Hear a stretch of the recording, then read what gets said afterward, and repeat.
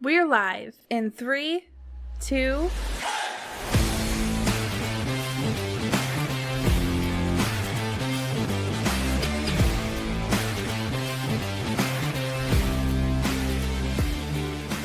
Welcome into LeatherBrainz. Your host, Slap Dog here. And I am joined today by Alan Casanova Castro. Scotty is not here today, but we have Alan back on the mic. It's a pleasure to have you here today, Alan, and happy belated birthday to you, my friend. Yeah, and you have one coming up, April birthdays. Yeah, 'tis the season. I know we're super biased, but I think having an April spring birthday is like top notch. No, it's the best. Especially we come like having the winter, you're climbing out of winter, everybody's kind of itching to get out, and they want to celebrate happy birthday to us. Yeah, exactly. Yeah, well, 100%. We're not here to just talk about our birthdays today, Alan. We could, but we're not going to.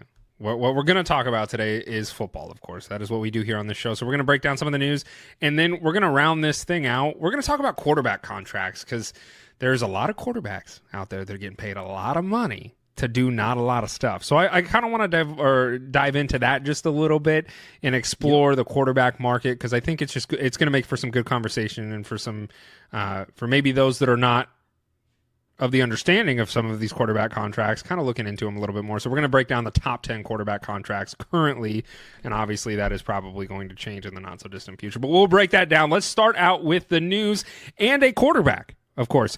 His name is Joe Flacco, and the Cleveland Browns have signed him to a 1-year, $4 million deal worth up to $13 million with incentives. Flacco also spoke with the Steelers and the Vikings, but he opted to spend his 18th, not his birthday, his 18th season in the NFL with the Browns, which is, to do that in and of itself is phenomenal. And yeah, that's incredible. He didn't look bad last year. He didn't look, I mean, don't get me wrong, he's not a world breaker, but I'm really curious to know your thoughts on this. Is this impactful whatsoever for Flacco and or the Browns, or is this a depth signing, or how do you look at this?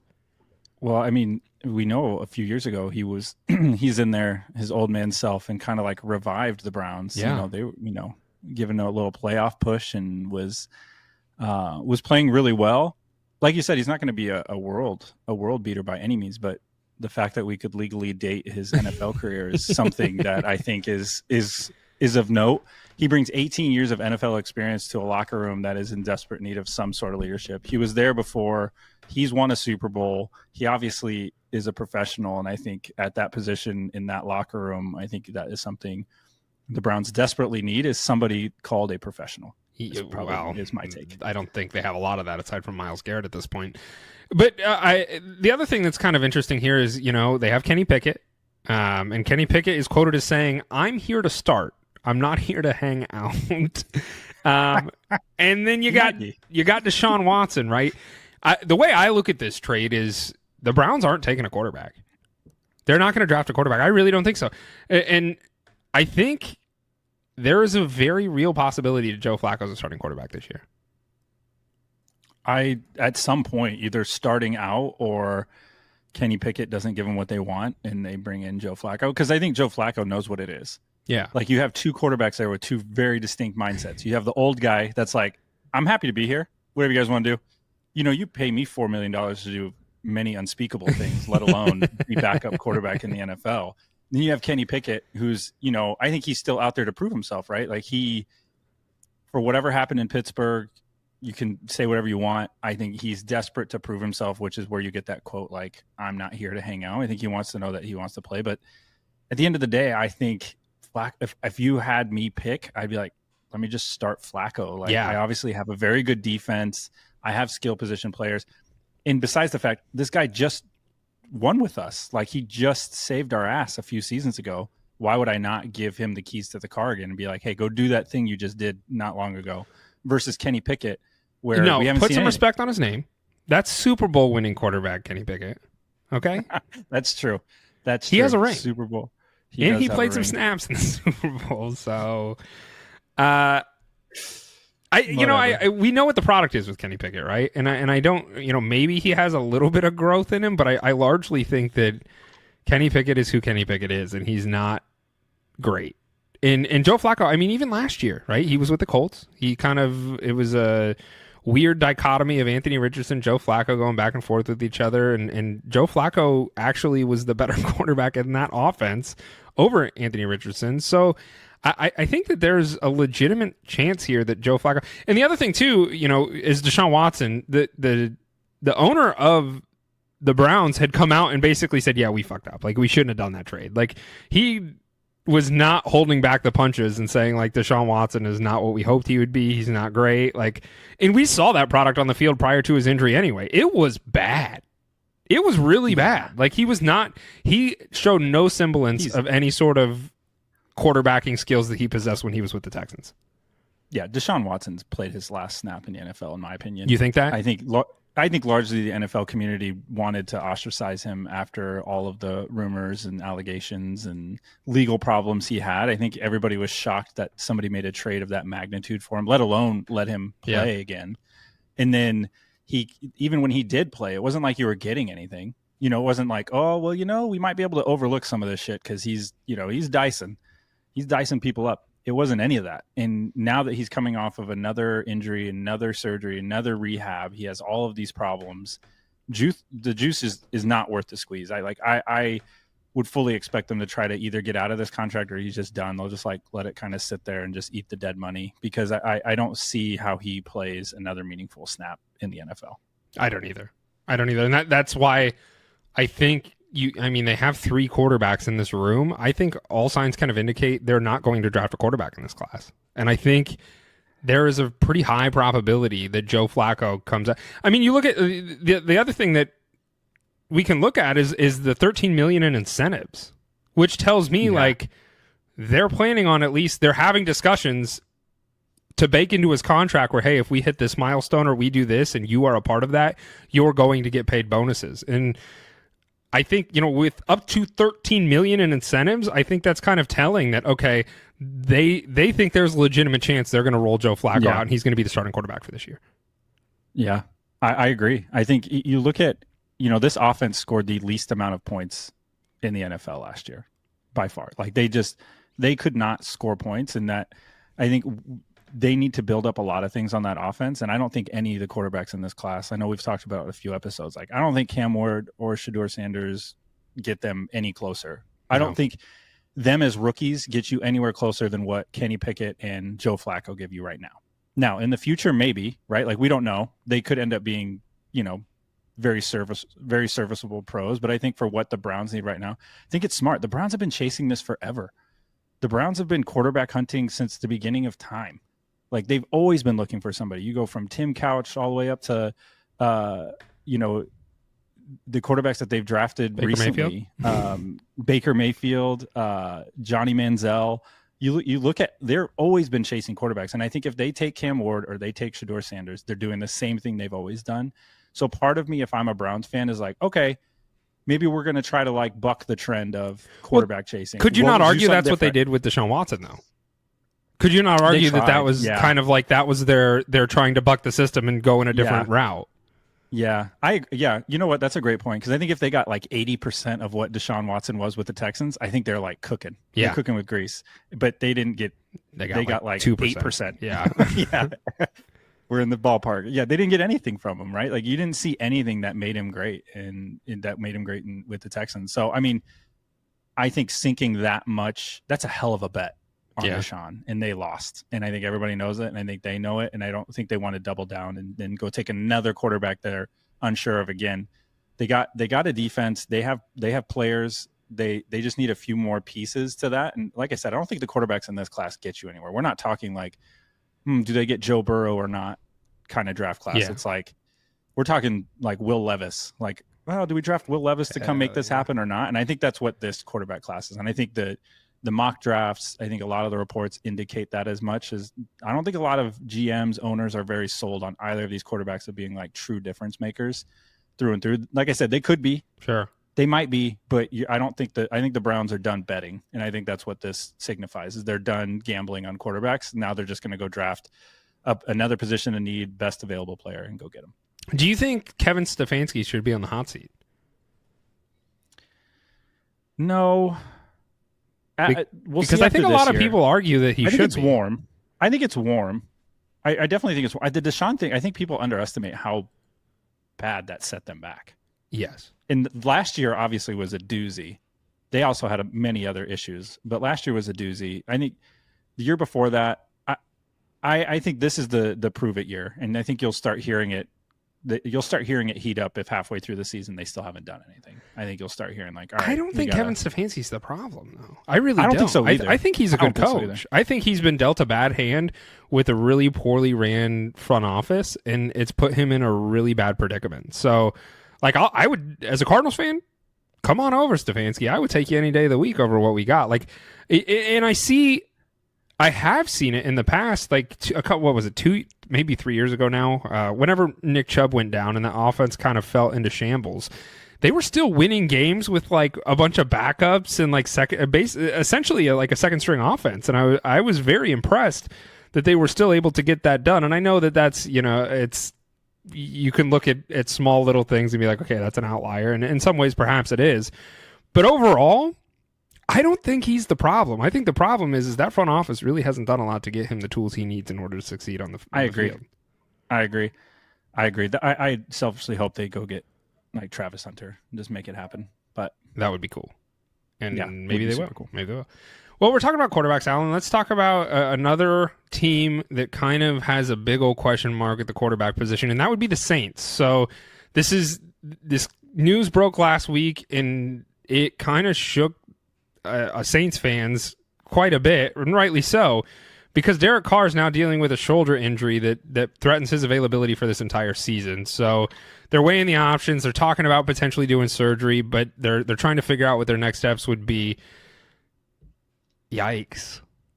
Yeah, not great. And especially with a quarterback that has guaranteed money on the table. Yes. If I'm Derek Carr, I'm like, yeah, I'll do the surgery. Yeah, my arm hurts. I'll sit. Please. I'll rehab on this dime. I think the Saints are just forever in a spiral with the contracts they've signed. Oh. This is just a continuation of it. When they signed Derek Carr, I laughed out loud when I saw the contract because I don't know what they saw that I didn't see, or vice versa, because I was like, what in the world are you freaking doing? You think Derek Carr is the solution to your problems? Derek Carr's not a good quarterback. Derek Carr wasn't a good quarterback when he was at the Raiders, and you're already in cap space purgatory, and you're going to go leverage even more cap space to get a quarterback that's, I would put in the bottom half of the ratings for quarterbacks on a team that doesn't have anybody anyway. Aside from Taysom Hill, who's like 37, and you play him at tight end and running back and quarterback, and you're just like, hey, we need somebody to do something here. Let's just give it to Taysom Hill and let him cook. And that's maybe what happens again this year, because their quarterback situation. I mean, if Derek Carr's not playing this year, like, they're in a bad spot. They're in a really bad spot. Yeah. I don't even remember. Do they still have what's his face? Kamara? No, quarterback. Why am I blanking on his name? This is great. I don't podcasting. I know this is really good. I don't even know the rookie. Hold on. We do have the power of the internet. Spencer Rattler. Yes, they do. Because that's who you're going to get, and I think we've seen games with him, and I don't know if that's football there games? Either.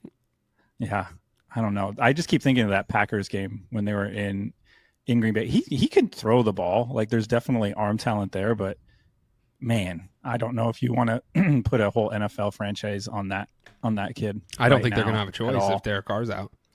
Yeah, that's just you know what? And I know I had the AFC West blinders on. You know, him coming from the Raiders, and then looking at that one season, he had an MVP season cooking before he got hurt, and I wanted that. I wanted him to see some success with the Saints, because I thought he had the tools to do it, and it's just, man, he got some wide receivers killed, and they don't want to play for him, and now he's hurt, and now he's got all this guaranteed money, and now the locker room is probably like, what the hell, man? Like, you're going to choose a surgery, like, come stick this out. But, he's an old man too, and he's got that guaranteed money. I would definitely take the surgery and just rehab. But that's probably what the Saints fans are going to have to look at this year. Yeah, it's tough.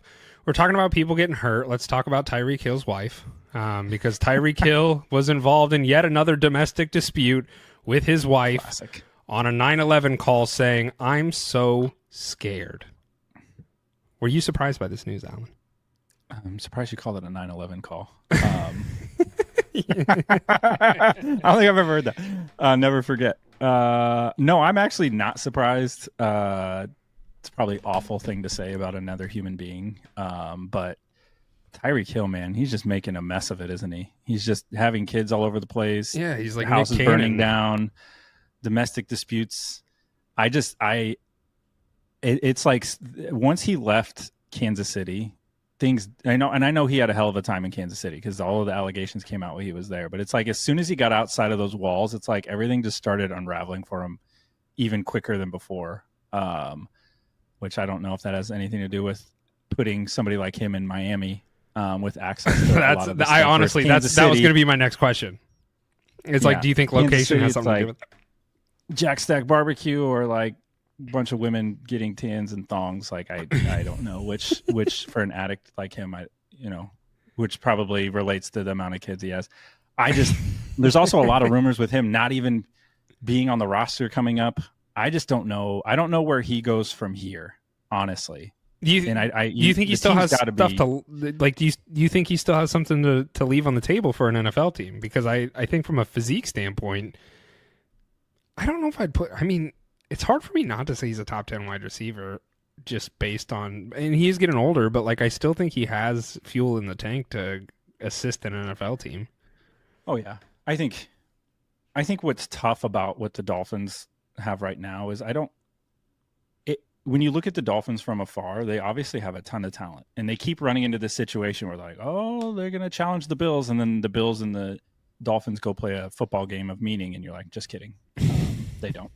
And I don't know if that's the coaching. I don't know if that's the game plan. McDaniels, I don't know if he gets figured out late in the season because it seems to be the same trend. They do good at the beginning, they fizzle out, and then they just kind of like crap out towards the end of the year and then have nothing to show for it. And I don't think that has anything to do with Tyreek Hill. He's probably the reason why they are in some of the positions they are, over time. I don't know what this team, where it's going.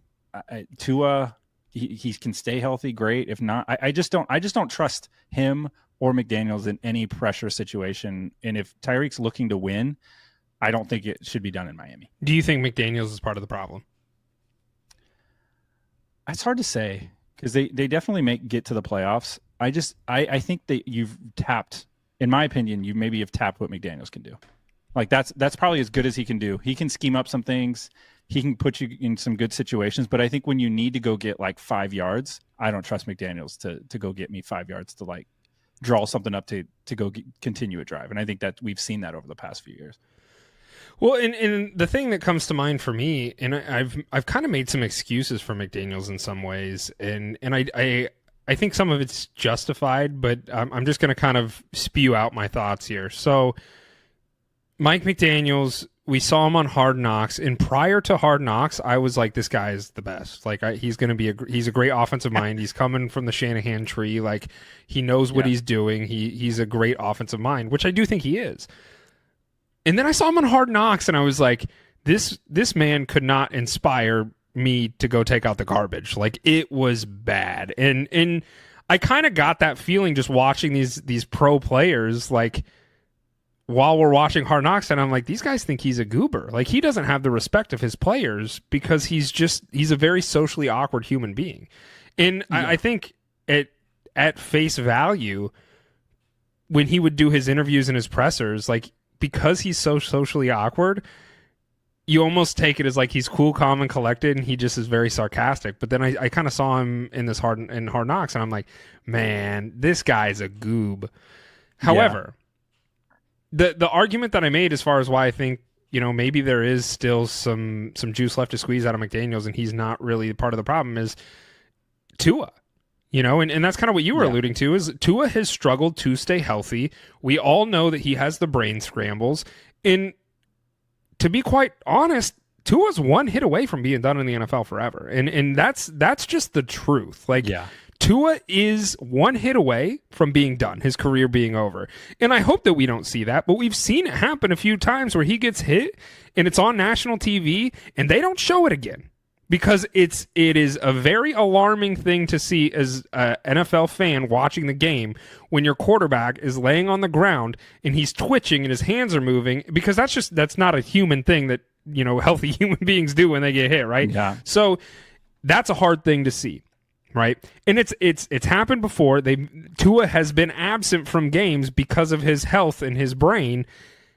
And what did the Dolphins do to help support the team, knowing that Tua was a problem? And that's really where I can't point the finger at McDaniels. You knew Tua was a problem, and we've talked about this before. When Tua went down this last season, you knew he was a problem. You knew that this was I don't want to say inevitable, but a very likely outcome where Tua is going to miss time and or the rest of his career. What did you do to get a competent backup quarterback?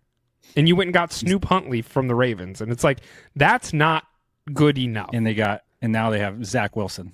Yeah. Yeah. Which honestly, I still think is not the worst. I don't think Zach is great. Terrible, but I mean, if you're like, hey, are we equal or better with what's obviously better, he'd be starting. Joe Flacco or Zach Wilson?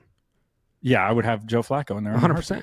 You want somebody you can trust that can not put the biggest thing for any backup is don't turn the ball over. And I would 100% trust Joe Flacco to not turn the ball over versus somebody like Zach Wilson at this point. And obviously, we just talked about, you had 18 years. And last year's season for the Dolphins played out that way too. And the games that Tua missed, they scored 10 points against the Patriots. He comes in, then they're scoring 35. So it's very obvious that Tua isn't bad. Tua isn't the problem when he's in. The problem is when Tua's not in. And Correct. I think we talked about it a few episodes ago we were discussing Joe Burrow. The greatest ability is availability. And if you can't be in the game, that's a problem, no matter how great you are. Mm-hmm. And that's, you see that in the NBA, you see that in the NFL, and that's a problem. And I think for the Dolphins, it's super highlighted. And I think, bringing Zach Wilson, that's fine, but you have to know there's going to be at least 3 or 4 games this year he's not going to be in. And do you trust Zach Wilson to go, win you 3 or 4 games this year? I don't. That's tough. I don't. No, I don't either. So I don't think those players do either. No, I don't think they do either. And I think that's where you can buy into the leniency of McDaniels not being the problem. And I've talked with some Dolphin fans, and I've just asked them, hey, what do you think about Mike McDaniels? And in large part, almost every Dolphins fan I've talked to is be like, I love that guy. He's not the problem.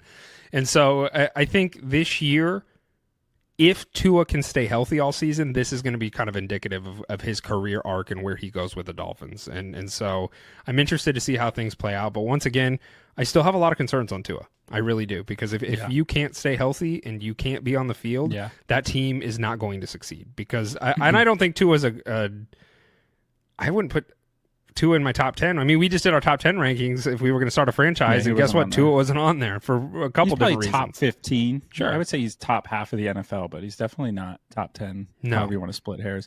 I think this is the year for the Dolphins. They got to do something. If they don't, I think you just start seeing dismantling of assets. Okay, last question on the Dolphins. Is Tyreek Hill a Dolphin week 1 this year?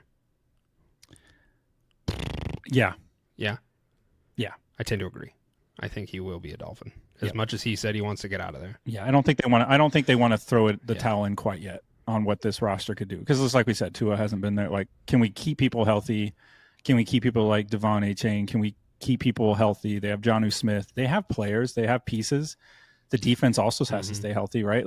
This is gonna come down to, if they're a serious team, it's gonna come down to playing the Bills at some point in Buffalo in a meaningful game, and they got to keep the team healthy to try to do. And that's where I think they're going to struggle. I think the health is, this team has struggled to stay healthy the past few seasons, and so, I said last question. This is the real last question. So if Tyreek Hill is starting at the Dolphins week 1, let's say they, week 3, Tua gets hit again, he's out for weeks while they try and determine what to do for the future again, and the Dolphins season kind of goes to shit. Is there a high probability in your mind that Tyreek Hill gets traded midseason to a competing team? Yeah, I would say given the off the field stuff as well.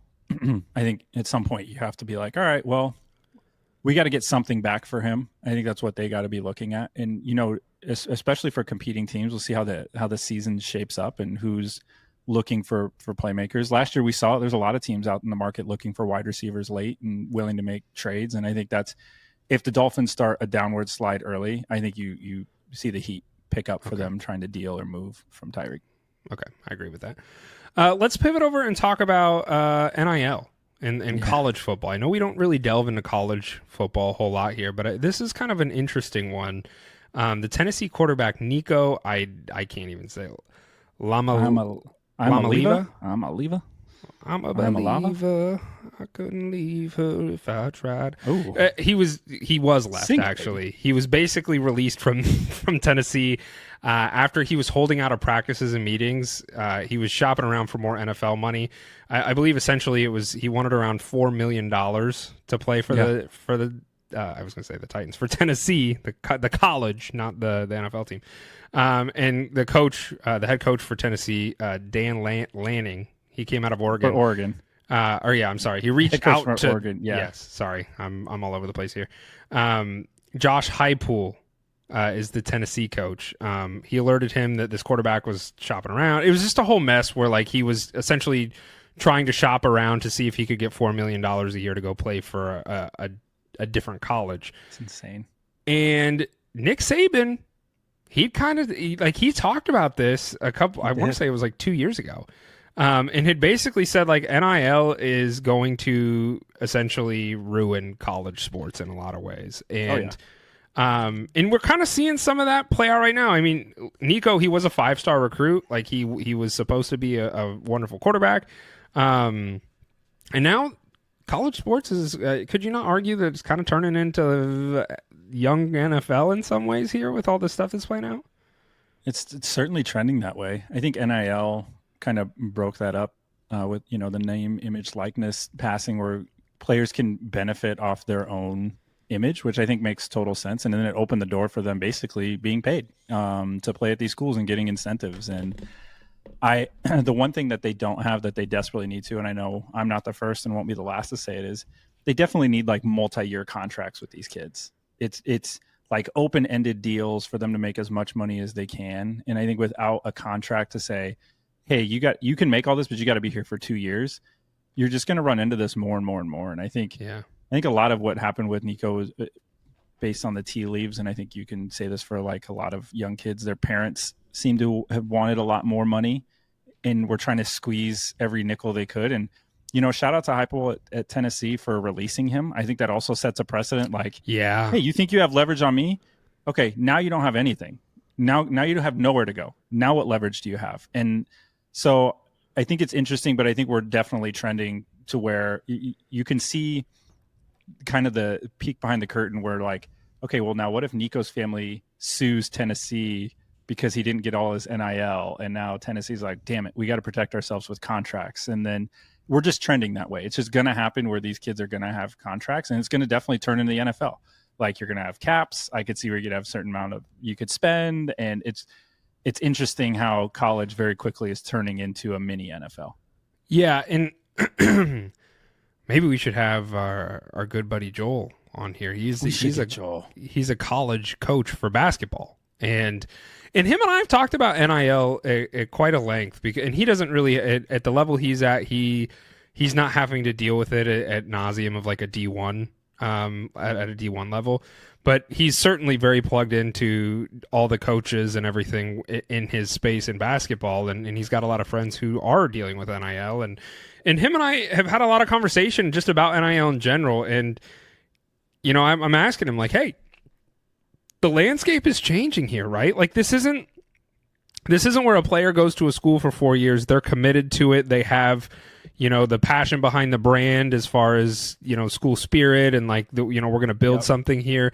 And it's now much more self-centered and how much money can I get or else I don't want to go there. And I asked him, I said, is that a good thing or a bad thing in your eyes? And he's like, I don't know. He's like, he goes, I don't think the system, he said this, and I tend to agree with him here, is they deserve to get paid. They should get paid. And right. Somebody who comes to mind there is like Johnny Manziel. Like you think about how much money he made for Texas A&M in his collegiate career and what he has to show for that. And he's like, he made Texas A&M is insanely crazy busy. Or Tim Tebow's another one that comes to example for like, what did he do for the Florida program, right? Like, so you have those level of people, and they have nothing to show for it as far as like the compensation that they get for jersey sales and ticket sales and all that kind of stuff where they were coming to see you, right? Yeah. And so, yeah, they deserve to get paid, but there has to be a better way for this system to work where you kind of, it's not this exact situation that played out with Nico here where he can just up and leave, and he's shopping around, and he's not going to practices and stuff. And I think that from the head coach for Tennessee, Josh Heupel, like, that's got to be a really tough pill to swallow for you as a head coach, because you have a really great athlete, and for you to just sit there and say, no, fuck you, you're done here. Like, you're also, I mean, the quarterback is the most important position in football, period. Like, there is no more important position in the NFL or in football in general. And when you have a really talented kid who's going to sit there and really carry your program, but he's also not adhering to your policies, and you have to sit there and outweigh the pros and cons of, do I deal with this and do I stick around because he's so talented versus make an example of him, which is what Josh did. I got to tip my hat to him, because that could not have been an easy decision. No. And for you to stick to your morals and guns there, kudos to you, because your program's going to be worse for it probably, because you did lose your most important player. Right. And I think that's it. I think that's the conundrum. Do you bend over backwards and try to keep a 5-star talent, or, do you sacrifice some of your backbone as a coach and then basically lose the trust of the 5+ other players on that team that now are like, well, what the fuck, man? Like, he got, but you hit the nail on the head. Like, I don't blame the players at all. Like, if I'm in that situation, listen, there's a small percentage of these college players that actually go on to play in the NFL. So if everybody's like, oh, they're just doing this, and why don't they just wait till they get to the NFL? It's a small percentage. Even as a 5-star quarterback, a lot of them flame out, don't do well, don't make anything, won't make the money that they want. And even now with the way NFL rookie contracts are structured, like, unless you're the top 10, like, you're not getting paid like that. And so for a lot of these athletes, this is the only time they're going to see this kind of money in front of them. So I honestly don't blame them, because I would probably do the exact same thing.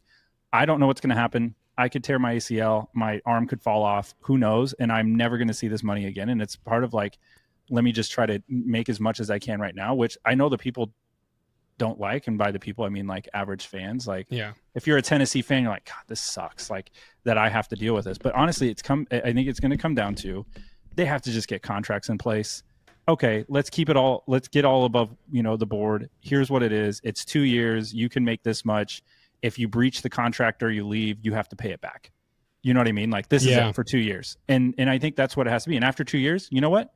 Okay, you want to go explore other options, go for it. But at least it's all above board, because right now it's like, who knows? And they're tampering, and you have all this other stuff that comes into play. And just make it like the NFL, because the NFL, you can't do that.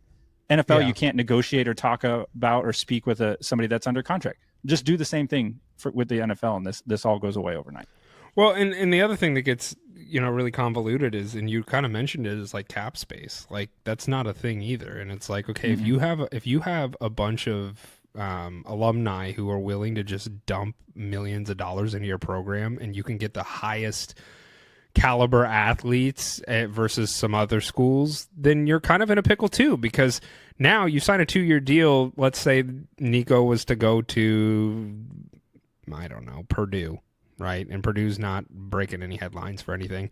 And he goes there and he shows out for 2 years, and then it's like, okay, now I'm ready for the big leagues, right? Like, let me call LSU, let me call Alabama. And then you have these like teams who are now stacked rosters who can afford to do so.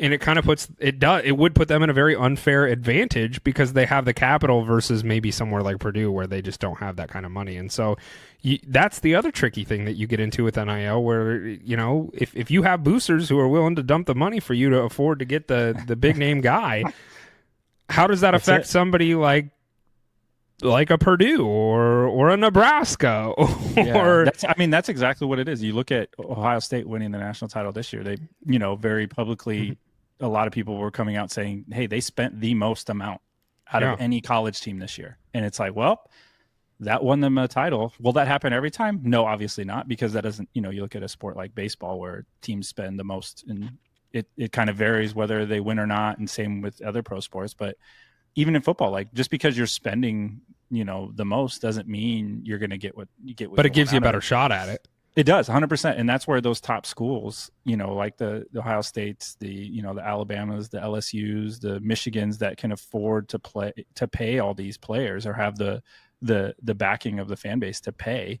You're just going to continue to see this. I think very soon you're going to see a lot of the top college football teams break off and just make their own league, have salary caps, have contracts. Does that have make all you of this sad stuff. though a little bit? Like seeing that is a potential on the horizon for collegiate sports. Like, and it's, let me just preface by saying we're Nebraska fans. Like we're from Nebraska. We're Nebraska fans. We know that we're not the 1990s Nebraska team anymore. And like, that sucks. But seeing that's on the horizon where like the entire, and you could kind of see it in bits and pieces over the years, even before NIL, like Nebraska went into the Big Ten. Like you see, like you're starting to see some of these conferences fizzle out. So yeah, that's happening to some extent, but it's only going to further progress as this gets more muddy with NIL. Yeah. I mean, this is paying players has happened forever. It's just certain programs got caught and certain ones didn't. Well, sure. Certain ones knew how to hide it. And Reggie Bush and USC and all those players were obviously getting paid. And, and I think it's just, it does suck a little bit because I think it takes away from, the only part that I think that sucks, honestly, is that even whether you're watching college football or college basketball, you would grow accustomed to hating somebody on a team. You know what I mean? You would grow accustomed to hating X player on Duke or X player on Miami, whatever sport you're talking about. And I think now with NIL, you just, you get the one and dones, you get the NIL, you get these players that are in and out, they're over here, they're over there. And it's like, you're missing that. You're missing that. Like, I hate this person on this team. Like for the NFL, they hate Mahomes on the Chiefs, right? Like that's an easy thing to hate. But even the NFL, like if you let them do this, let's say next year Joe Burrow was playing for the Jets for some reason. You're like, oh, okay, you're over there. And, Mahomes, he's over here. And you start losing some of that. I think what makes fans and what makes sports great is you learn to hate somebody somewhere. And I think with college, I think that's the part you're losing all the way around is nobody's developing any attachment to any of these players anymore. It's just like, who's on my team this year? If you don't pay attention to it diehard, like maybe some of the rest of us, you're honestly going to turn on week one of any college season and be like, oh, who's on my team now? Who are these guys? Who's on my team now? Yeah. I have no idea. And I think that's the part you're missing. That's the only thing that I think that is really unfortunate. But yeah, and I think that's, they'll have to figure it out. I'm somebody who loves the romance of that kind of stuff. And I think that's where I do get sad because you don't have that commitment to, and there's pros and cons to it, right? Like you don't have the commitment to the coach. You don't have the commitment to the team. You don't have the commitment to building a culture and an environment and a place of success. And obviously that's hard to do no matter where you go. However, when you can just up and leave and you're like, okay, well, I'm done here. I think there's good and bad to it because if you're a prospect and you're going, you're being looked at by 3 different schools and Baylor says, hey, you got a starting spot here week 1 at cornerback. Like you're our guy. And you get there and they're like, oh no, you're third string. Sorry. And then you're stuck there for 4 years. Like that's fucked up. Right. Yeah. And so that's not okay. So having players have the ability to do that is nice in that aspect. However, the other side of the coin is then it just becomes it's all needs some constraints. Jay Billis is a great follow on Twitter. He's very outspoken about a lot of this. And Jay Billis is a former NBA player and played for Duke and is like very outspoken. He's very pro athlete on this because he's like, yeah, this is what's going to keep happening. Like coaches can leave whenever they want. Coaches get these shoe contracts and all these deals for things that the players are doing. Like, it should be the same. But again, I think the two missing things, they need contracts. Get it all above the board because right now nobody knows. There is nothing. Everybody's everything's baked in. Like I think I heard maybe nobody knows. Mystery. The 4 million even nobody knows. Who knows if that's how much he's asking? It could be more. It could be less. Like nobody knows though. And I think that's part of it is because it's all still cloak and dagger that it's really really tough to follow. And I think NFL sometimes is tough to follow. We talk about the salary cap being a myth in the NFL, and it is. I don't know if you know how contracts are and like. I don't know. I can't keep up with that. And it's like college was like the one last space where it was like, all right, this is my guy on my team. He goes to school here and we're going to have fun and he loves my school. And that's the thing. I think a lot of these quote unquote fans, whatever of all these teams, I think are learning the hard way that a lot of these guys honestly don't give a shit about your team. They don't give a shit about Iowa. They don't give a shit about Nebraska. They don't give a shit about Ohio State. They're just trying to make the most money they can. They don't really care. And I think that's the tough part because I think that passion and like you said, is a big part of it. Sure. And you mentioned NFL contracts. I think, you could maybe even argue that this could help players understand the business side of things as they progress up the ladder of going into pro sports too. So you were talking about contracts. If they were to kind of start implementing that could also kind of showcase and prepare them for the next steps in the event that they're able to move forward from a talent standpoint. Yeah, I think you have to. But the flip side is now these players in college are kind of getting a taste of it. Now, do they get, do they need more above the board agents, and how connected do they get to the NFL? And then it's just, maybe we should be college agents. That'd be sick. Because I feel like I would give the wrong advice in a hurry. Oh, me too. 100%. I would totally fuck somebody over. I'd be like, this looks good. I don't read. If you give me a contract. 30-page document. Can we just scan this and have ChatGPT just kind of summarize it for me? Yeah. Can somebody else do this? I can't. Ask ChatGPT. Does this look good? All right. Yep. You're good to go, man. Go ahead. Sign here. Let's move on. All right, let's move on now. Let's talk about our boy Greg Olsen. Yeah. Fox's number 2 analyst was nominated for an Emmy, which are you maybe aware of who Fox's number 1 sports commentator analyst is? I don't know. Do you know who it might be? If you had to just take a dart throw as to who took Olsen's spot? Is that Thomas? Yeah. Is that Thomas? Yeah, Mr. Brady himself. Yeah, Tom Brady. He was not nominated for an Emmy, but Greg Olsen was. Classic. So Classic. That's like your backup quarterback getting the MVP. And you're like, the backup goes to the Pro Bowl. Yeah, you're like, wait a second, we might have had this backwards. We should maybe start this guy. Dude, I am so happy for Greg. I love him as an analyst. For anybody, obviously we're kind of spitting the shit here, but for anybody who doesn't know, Greg Olsen had taken the role as analyst prior to Tom. There was already an agreement in place for Tom Brady to be Fox's sports or NFL analyst. However, it was kind of like whenever Tom Brady's ready and wants to come, that's when it's going to happen. So Greg Olsen was an analyst for a year. Dude, he was my favorite commentator. Oh, he's the best. I loved Greg Olsen, and I was like, this is so freaking great. And I was just bitter as hell knowing that eventually he was going to get replaced by Tom Brady, because I was like, dude, Greg Olsen legitimately is my favorite commentator. And then Tom Brady came in next year, and it was just a lesser product. And I was like, dude, Greg Olsen is so much better than Tom Brady. And I was like, but because it's Tom Brady, Greg Olsen has to take the second chair. And so for him to get recognized and get an Emmy or nominated for an Emmy, I love that, because I'm like, he does such a good job. Oh, I would brag about that at every meeting. I'd be me too. Hey, Greg Olsen, I'd like to say something here as the Emmy nominated analyst here at Fox. I think we should do, and just have Tom Brady sit there. I think this is good for Tom Brady. I think he needs some humbling in his life. Yeah. Not being the best analyst is maybe somewhat good for him in his development as a human. I think he's been the best at everything he's done so far. But I think it's hilarious, because a lot of the hand rigging that was coming out earlier too is like, wait, we don't even know how good Tom is. How is he getting the number 1 chair? We don't even know. You're literally just putting, because he's Tom Brady, you're thinking he's going to carry you. And I think name, image, likeness, baby. Yeah, I think whatever. I think in Tom's defense, I think he did get better towards the end of the year. Yeah. I think he was kind of like a wet blanket on the broadcasts whenever he was on there, and then he kind of got better and kind of found his voice. But I think that's what everybody expected. He'd never done that before. Yeah. No, and so I don't want to put take him number 1. Yeah, I don't want to take anything away from.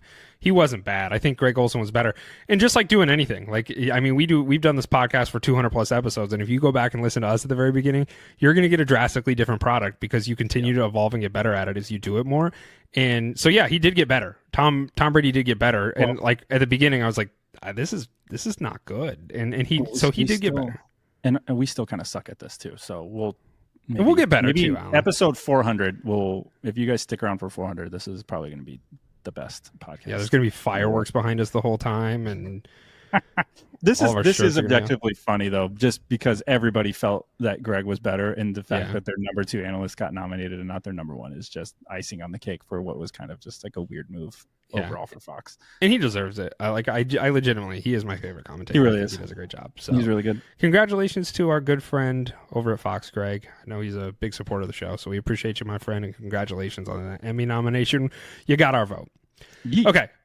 Let's talk about the quarterback contracts. We've been talking about quarterbacks at the beginning of this episode, so let's kind of pivot back to them, and let's talk about the currently, right now, as of this moment, the top 10 quarterback contracts. Okay.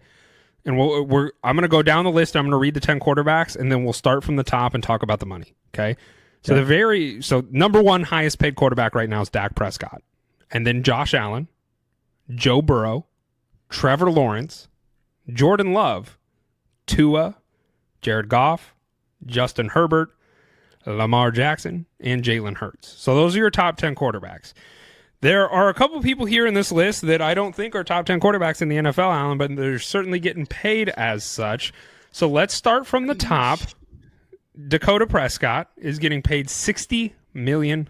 He's the number one highest paid quarterback in the NFL. Where do you want to dissect this at? Where do you want to start poking and prodding at this pay rate for Dak? Yeah.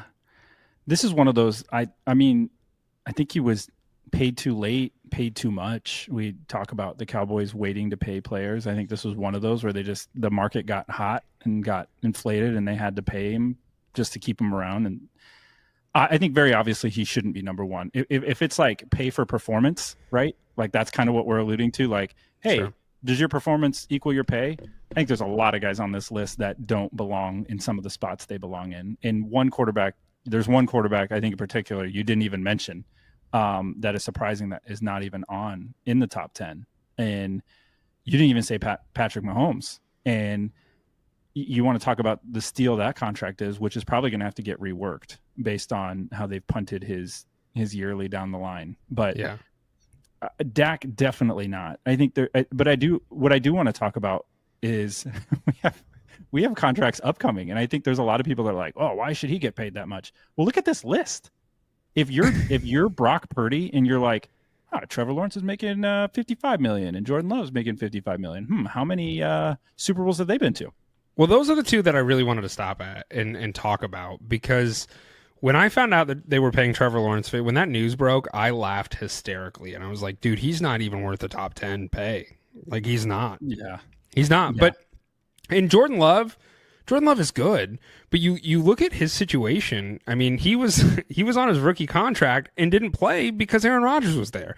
And so he came in, showed up for one season, looked great, and they're like, okay, we really have to pay. Like, we screwed ourselves a little bit here, and we have to pay this guy in order to keep him around. But is he worth $55 million? And has he proven that he's worth $55 million? And is one season in your mind indicative that you should pay somebody that kind of money? Because I'd argue no. And that's not to discredit Jordan Love, because I think he is worth $55 million, just given what he's been able to do these last 2 years. But that's a really risky. I mean, if Jordan Love came out at the beginning of this season and flopped, we're all sitting here saying you guys made a huge mistake. Yeah. And obviously they know what they believe they know what they have in a guy to offer that amount. But that's still a huge risk. Off of 1 year worth of play, you're going to offer this guy $55 million. I mean, he came out on top, and I think the Packers also came out on top there, I mean, it's still a lot of money. But it is. But again, if you didn't pay it now, if you wait like the Cowboys do, you're going to pay more. These are just going to keep going up. I honestly think we mentioned Mahomes, and obviously know a little bit more about this. I think he's going to have to reset the market, because they're going to have to rework his contract, and he's going to reset it. And then Brock Purdy's going to be up there, and you're going to have all these names, and everybody's just going to there's going to be a refresh on this whole thing over and over and over again. And some of these guys will trickle down. I would say I would trust Jordan Love more than Trevor Lawrence. Oh, so would I. I would much rather pay 55 for Jordan Love than 55 for Trevor Lawrence. Like, those aren't equal. No. So it's like, shout out to these agents that get these deals done, because I'm like, how the fuck did you convince them? We need an agent, Alan. We don't need to be agents. We need an agent. Maybe we need one. Maybe we do need one. Maybe we need to start having agents involved in just corporate environments and be like, my agent wants to talk about a pay raise. If you could come into HR's office with me and let's talk about this. That's what I think we need to normalize. The flip side is, though, I don't want them to talk about my pay if I start sucking. I'd rather just keep that. That's true. They'd be like, hey, you didn't hit your KPIs this month or this last 4 months, so we're going to have to look at either renegotiating your pay. Yeah. Oh, that would be cutthroat. Could you imagine getting traded to like 7-Eleven? Like, hey, sorry, Hunter, we traded you to 7-Eleven. We needed a few picks to be named later. You're like, oh, yeah. You start on Monday. Here's your hat and t-shirt. Damn it. Well, Like I said, when they signed that Trevor Lawrence deal, I just laughed, and because at the time he was the highest paid quarterback, right? And I was like, what has he done to do that? And so my mind, in the argument that I made at this time, is why do it? And that sounds really superficial to sit here and just be like, why do that? Because I mean, a quarterback, as I mentioned earlier, is the most important position in the sport. But how much could these players set you back when they fail, if they fail? And Trevor Lawrence is somebody that really stands out to me on this list, where aside from one really good playoff run that he had, what has he done for that team? What has he done for the Jaguars? And so and look, I know people are sitting here listening and saying, what the hell has Tua done? What has Jordan Love done? Like, what has Justin Herbert done? So Herbert's a big one. Yeah, sure. And I get that argument. I understand the flip side of this, but I'm of the belief, and I don't think it's going to happen in the next 2 or 3 years, but I think we could start to kind of get to this point where you're already seeing the writing on the wall for NFL teams. What is the blueprint in order for you to succeed? It's this. Yep. You hit on a young quarterback who's still on his rookie deal, and you surround him with talent. And you're seeing teams across the NFL that are doing that now. Let's talk about the Commanders. Let's talk about the 49ers. Let's talk about the Bengals. For a long point in time, they were on rookie contracts with Jamar and Joe and T, and so they could afford to pay other players because they weren't a fourth or a fifth of their cap space was not wrapped up in one player because they were on rookie deals. So that's the blueprint that a lot of teams are now kind of realizing is if we can hit on a young quarterback who is really good, we immediately need to surround him with talent to give us our best chances to succeed. Because when we have to pay this guy, we can't afford to pay 3 other players on the defense because now we have to pay our quarterback. Yeah, and I know we're guilty of this too, but I think this is kind of the mindfuck that happens with contracts and paying players is that so they're rookies, they're playing really well, they're surrounded by all this talent. They're like, well, what happens when he's not surrounded by all this talent? Let's see how he does. And, you see that all over X or wherever, Reddit, people talking shit like, well, let's see how good he is if he doesn't have all these great players. Well, no fucking shit, Sherlock. If you take away all my other talent, the team's success is probably going to be that great. And I'm also probably going to have a hell of a time completing passes and staying healthy and staying on my 2 feet and not having to score 45 points a game because I have no money in my defense. Like, this is where it's a team game, and this is where it gets really hard to dissect all this because it is such a team game. It's hard to know which is which, and there isn't apples to apples. Like, $52 million for Herbert and $51 million for Hurts. Like, if you put Herbert's on the Eagles, would they be as good? I don't know. That's hard to tell because it works for the Eagles and not working for the Chargers. And it's really hard to dissect all this. And I think that's what gets really like caught up in all this wash is everybody wants this definitive thing. Well, how many Super Bowls does he have? How many Super Bowl appearances does he have? How many this does he have? It's like, I think we all forget how incredibly hard the game of football is. And I know you played in high school, right? You understand, like, it's tough. There's a lot of moving parts. There's a lot of things that have to happen for things to go right. And if one is offbeat, it's really tough. It's really tough to win. You go back and rewind that Super Bowl. That line did no favors for the Chiefs. And you look at the Eagles and everything was working right. They had strengths at every position. And it's tough. It's tough to evaluate. So does that mean Hurts is better than Mahomes? I don't think anybody's saying that. And I think that's where it gets Eagles fans might say that. It gets really hard. Well, they're all crazy anyways. It gets really hard to say that. And so even this, it's like with all the prices, with all the money they're throwing at these quarterbacks, I think that's just where you got to be very careful because now the Bengals are going to be faced in this, right? They've just paid T, Jamar, and Joe, and they paid a lot of money to them, and they're going to have to watch some guys walk, and they're probably not going to be as great. And it's, you know what? That's what you have to deal with. That's what happens with these aging teams. And Josh Allen, like he's having to figure that out. And that's why I thought last year, for even not having the statistics, I think Josh Allen deserved that MVP for many reasons. And I think a lot of it has to do with like carrying what he carried to get to the point where they were. And because if you took him off that team and you put Trevor Lawrence on there, they are they're not winning those games. Yeah. So that's the same money spent, but one team is saying like this is working, the other one's like, I don't think so.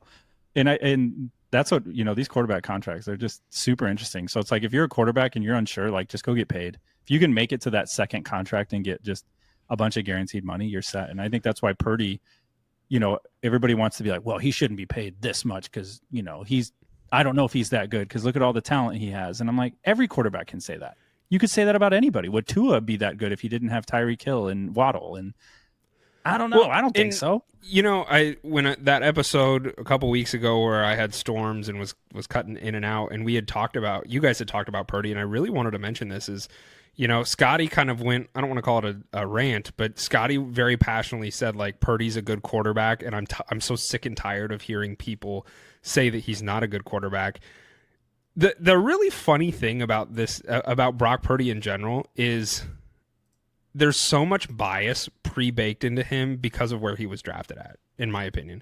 Because if Brock Purdy was drafted at the 12th overall pick, 100%. Nobody's sitting here saying he's a bad quarterback. But because you have that bias of he was Mr. Irrelevant, he was the last guy drafted, he still carries some of that mentality for NFL fans where they're like, no, he's not that good.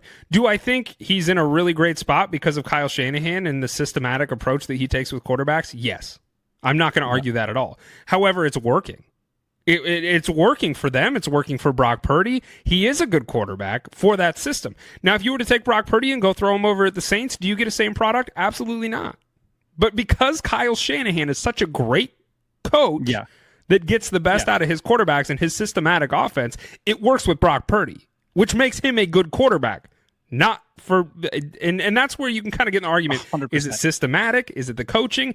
I think no, and that's kind of what you were just saying was, you take one player and you put him somewhere else. Yes. Is Josh Allen a better quarterback than Trevor Lawrence? Absolutely. Would Josh Allen elevate the Jaguars a lot more than Trevor Lawrence? Absolutely. Yeah. But that's 100%. Because of who he is as a player, right? And so there is some of that pairing of the coaching staff alongside with the quarterback. 100%. But we use it to like rip these guys down. I think podcasts, whomever, the talking heads on ESPN, all they want to do is just try to rip everybody else down. It doesn't matter who it is. They just want to be like, nope, he's not that great. Nope, he sucks. See, and I think that's what makes it super frustrating as fans because there's only one team that can win it. There's a bunch of players throughout NFL history that never won a Super Bowl that would probably be considered top at their position. And that's what also makes this a very difficult exercise because they aren't apples to apples. But I think there's like 3-4 quarterbacks that you would say are kind of like you could put them on any team and it would work. I think Mahomes, Burrow, Allen, maybe Lamar, I think would work on if you put them on any team, they're better. And some of the other teams, I think their situations work for them. Like I think Jalen Hurts, I think if you put him on a different team, like if you go put him on the Bills, would it work? I don't know. I don't think so. Just because it wouldn't fit. Like what he does well, I don't know would fit for what the Bills would demand of him. And I think, but that's nothing to take away from what Hurts has done on the Eagles because I think it's perfect, right? Like it's a match made in heaven. Like what is wrong with that? And I think part of this is like we want to rip everybody down and be like, no, they suck. Like what if you put them on, Bellevue East's varsity team, would they win a Super Bowl? And you're like, no, probably fucking not, because the team kind of sucks. Like, what do you, for the NFL standards, like, what do you want to do? And I think it's tough. This is a tough exercise, but there's very obviously some players on here that you're just like, I'm not seeing it necessarily. Okay, so like, pick 4 players that you think are overpaid per what they've shown. Just using this list. Yeah, using this list. Oh, Dak, obviously number 1. I think Dak is. I don't think he's the answer there in Dallas at all. Okay. Trevor Lawrence. I'm going to say Tua. For as great as Tua is, I don't think you're getting any return on that. Jordan Love, I could throw on there, but I'm not going to because he has shown that he beat the ever-living shit out of the Cowboys in that playoff game. And so you're like, all right, lights flickering. I think Goff is okay. Goff is a whisper away from playing in a Super Bowl, and I think he does that team well. Herbert. For sure. Okay. I agree with you on all those, by the way. Those are the ones that I had kind of pegged as well. Jordan Love, I mean, you hit the nail on the head there as like he's kind of proven it, so I'm going to leave it where it lies. But we're talking about top 10 quarterback contracts, and I kind of at the beginning of this or when I was kind of going on my little rant there about finding young quarterbacks, I think that potentially the flip side of this is you go find a veteran quarterback on the cheap and you win games with them. And so teams that kind of come to mind to me that I think could find some success is like the Raiders. Like, Geno Smith isn't on this list. Geno Smith isn't getting paid a top 10 quarterback figure. He's not a top 10 quarterback in the NFL, but because he's not getting paid like that, they can now maybe afford to surround him with a little bit more talent and build off of that. And does that mean that Geno Smith is going to be the answer for the Raiders for the next 10 years? Probably not, no. But I also don't hate that move for them to go get somebody who's top 50, within the 10 to 20 mark, and that's kind of where Geno is as far as his ability to play. Maybe a little less. I haven't gone past the top 10. But I'll also say, like, his contract is not insanely outrageous. They know what they have in the guy. And so could you not see the flip alternative of this, where instead of going to get the really young guy, you go get the Joe Flacco and you try and win games with the Joe Flacco on the cheap, and you surround a veteran quarterback who's kind of on the tail end of their career, surround him with talent and see what you can do. I think that's it. I think we've kind of circled this many times, but I think that's 100% what I think is the best winning strategy overall. Like, longevity for your team. If you're unsure, go get somebody veteran, band-aid it until you can find the next up and coming thing, and you just kind of keep working that, and you keep working it until you hit. Because all you need to do is hit once. That's the thing. Mm-hmm. Once you hit once, you're good to go. Like the Bills, they just need to hit once. They're good to go. Chiefs, good to go. Bengals, good to go. Like, you just need to hit on a quarterback once. And I think what gets tough is, even when you go dip your toe into that, you're still not spending a ton, right? Like, I think you can go get a veteran, see if it works, dip your toe, try to get somebody young. If it works, it works. It doesn't, it doesn't. And I think you want to talk about the Packers, that's, from Favre all the way to Love. Like, think about it. That's 3 quarterbacks that you've talked about at all. Yeah. Favre, Rodgers, Love. That's success. And they drafted a quarterback when they didn't necessarily need one. Another team that drafted when they didn't necessarily need one was the Chiefs, when they had Alex Smith and they brought a young Mahomes and see what happens. And Mahomes couldn't have worked out. It could have been that they failed. Yeah, it could have been a bust. Again, it just, whatever, you can kind of take that risk when you have it. It's just like anything else. It's like when you're job hunting. It's always good to look for a job when you don't need one. And same thing goes for quarterbacks. It's always good to look for a quarterback when you don't necessarily need one. And I think NFL hates operating on that model, because you'll get Stephen A. Smith yelling at your camera for 2 months straight, talking about, like, why did they get this quarterback? Is he the future? What are they doing? But I think, honestly, I think you hit it. Like, that's the way to do it. You got to go get, if you're unsure with your quarterback situation, band-aid it with an older guy, roll the dice a few times, and just see what you can get. And the way that, if you want to know the opposite way to do it with an aging guy, is we talked about at the Browns. Like, don't do that. Yeah. Wow. Yeah. All right. Anything else we want to talk about on these quarterback contracts? No, man. That was good. Okay. It was good. It was a good conversation. I enjoyed doing it with you. I enjoyed doing this whole show with you, but it's time for us to get the hell out of here. So before we do that, just have to tell all the Brainiacs out there, go subscribe on your favorite podcast platform, YouTube, X, all those social media places. Go hit that subscribe or follow button, or do both if there's an option to do so. And tune into the Fantasy Brains. They are hitting all of you dirty, nasty old Brainiacs out there with constant fantasy football content. Their shows are on Thursday night, and I'm just, as somebody who, as I mentioned in this show, I'm not super plugged into college sports right now. But I play Dynasty football. They are giving me a slew of great content for me to kind of start analyzing some of these guys who are about to approach the NFL draft. So go check out the Fantasy Brains. They're doing a phenomenal job Thursdays on all of the LeatherBrainz platforms. And that's all the time we have, Alan. So let's get the hell out of here. Love you, brother. This was great. We are out.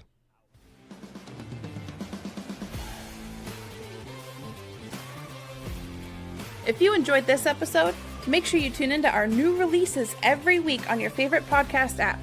Follow us on Twitter, Instagram, and Facebook, and check out LeatherBrainz.com for all of your fantasy football needs. And remember, Brainiacs, a championship should be more than a fantasy.